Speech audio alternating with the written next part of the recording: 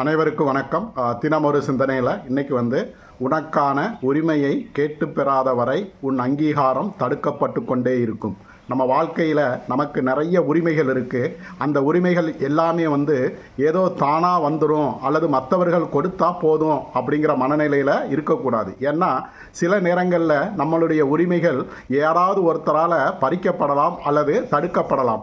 அப்படி யாராவது நம்மளுடைய உரிமையை பறிக்கப்படும் போதோ அல்லது தடுக்கப்படும் போதோ அதற்கான போராட்டத்தை நாம் முன்னெடுக்கணும். அதற்கான குரலை நாம் உயர்த்தி கேட்டால் மட்டும்தான் அந்த உரிமை நமக்கு திரும்ப கிடைக்கும். இல்லை அப்படின்னா நமக்கு சட்டப்பூர்வமாகவோ நியாயப்படியோ கிடைக்கக்கூடிய உரிமைகள் கூட சிலரால் தடுக்கப்பட்டு அது கிடைக்கப்பெறாமல் பெறும். அதனால் எப்போதுமே நம்மளுடைய உரிமையை பெறுவதற்கு தொடர்ந்து போராடிக்கொண்டே இருக்க வேண்டும். அதே நேரத்தில் அதை நாம் கேட்டு பெறுவதும் நமது கடமையாக மாறிவிடுகிறது.